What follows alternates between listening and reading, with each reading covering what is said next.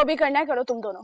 सुनो, उस दिन जब तुम पुलिस से छुपकर हमारे घर आकर छुपे थे, हमने औरत होकर अपनी इज्जत की परवाह नहीं की।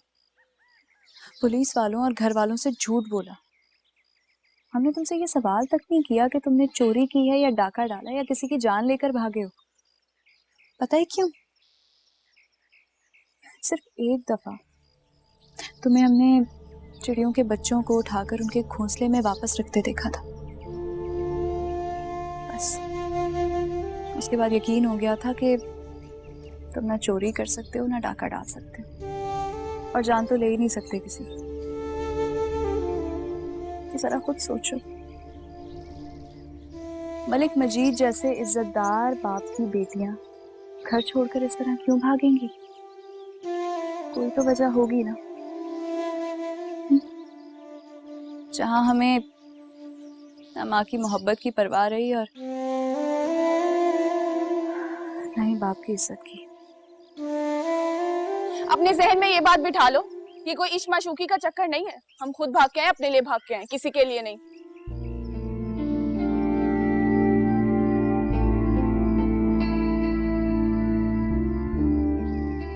पता है, मेरे बाबा का ना बहुत बुरा गुस्सा था। मार मार के घर से बाहर निकाल देते थे मुझे।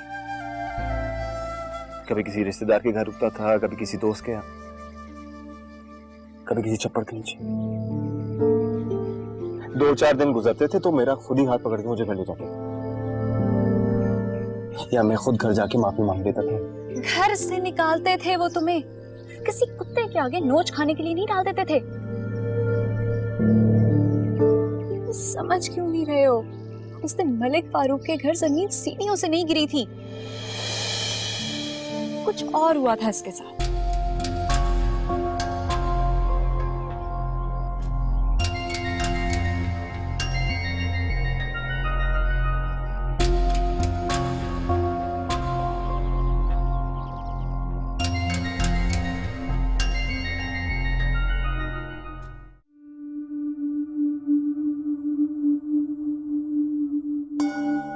वही सपोली उठा के ले गई है उसको, जिसको गोद में बिठाकर दूध पिलाते थे हम लोग। हाय हाय, कल रात तक हाजी रमजान की बीवी को मैं तसल्लियां देती आई हूँ, और आज मेरी अपनी बेटी भाग गई है। खबरदार कोई बकवास मुंह से निकाली तो। बिस्तरों पर तकिया रखकर लड़कियां कहाँ जाती हैं, पता नहीं है आपको? अपने खून पर भरोसा नहीं है तुम्हें? मलिक रमजान के खून में कौन सी मिलावट थी कि उसकी बेटी भाग गई? ये आस्तीन के सांप ही डसते हैं मलिक साहब। जिस डाइन को आप बहन बनाकर घर लाए थे ना, वही खा गई मेरे घर को। होश कर बदबख्त, होश कर। उसका चक्कर चल रहा था सुल्तान के बेटे हीरो के साथ। रोज उसकी जीप में बैठ के कभी इधर कभी उधर। बिस्तरों पर तकिए रख के लड़कियां मनियारी की दुकान पे नहीं जाती। जुबैदा, घर से भागने वाली लड़कियां खाली हाथ भी नहीं भागती हैं। हौसला रखें आप। तुम्हें पता है तो तुम बता दो, क्यों कलेजा फाड़ रही हो मेरा? मुझे बताकर जाती तो सबसे पहले आपको बताती। इस तरह की कोई रियायत नहीं दी मैंने उनको। यही तो पूछ रही हूँ, तुम्हारी इजाजत के बगैर वो एक लोफर के साथ कैसे घूमती फिरती रही हैं? मुझे सरफराज की कब्र की कसम है भाई साहब। बस इतना पता है कि वो बीबी जान के घर गई हैं, उसकी जीप किराए पर लेकर। ये इस घर की इज्जत का सवाल है साजिदा, क्यों छुपा रही हो? मैं दिन रात जिसकी मगफिरत के लिए सजदे करती हूँ, उसकी झूठी कसम क्यों खाऊंगी? तो फिर कोई और होगा। तुम क्यों पड़ गई हो उनके पीछे? इसी की बेटी उंगलियों के इशारे पे चलाती रही है मेरी बेटी को, वरना मेरी बेटी वो तो एक बुद्धू सादा लड़की थी। वो दोनों हमारी बेटियां हैं। अब ये तेरे मेरे का वावेला बंद करो और दुआ करो, अल्लाह मुझे हाजी रमजान बनने से बचाए।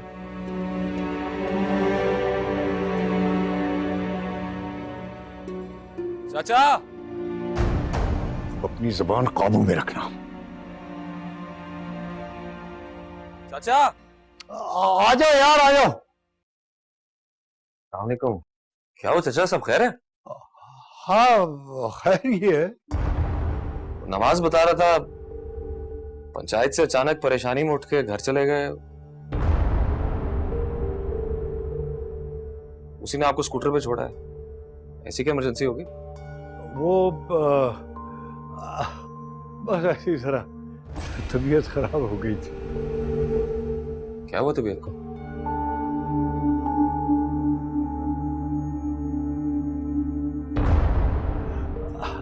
कुछ नहीं बेटा, तुम जाकर होटल संभालो, वो पिशावर वाली पार्टी पहुंचने वाली है। चाचा कमरे वगैरह तैयार करवा दिए हैं, बाकी हारून देख लेगा। आप मेरे साथ डॉक्टर पे चले। यार कुछ नहीं हुआ मुझे, कुछ देर आराम करूंगा ठीक हो जाऊंगा। तुम जाओ, तुम जाओ।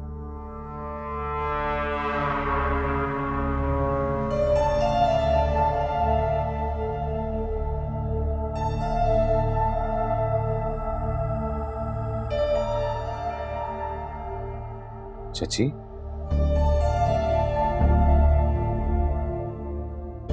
इससे क्या छुपा है? गैर थोड़ी है, बेटा है हमारा।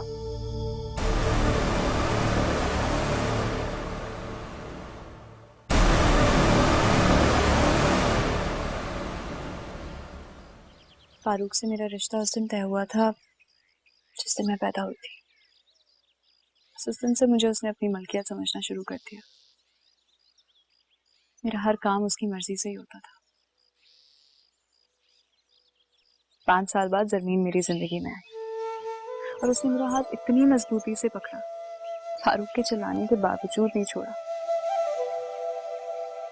फारूक की मलकियत के आगे वो दीवार बनकर खड़ी हो गई। वो रोब जमाता और ये उसे मुंह चिढ़ाती। वो मुझ पर पाबंदियां लगाता और ये मुझे सांस देती।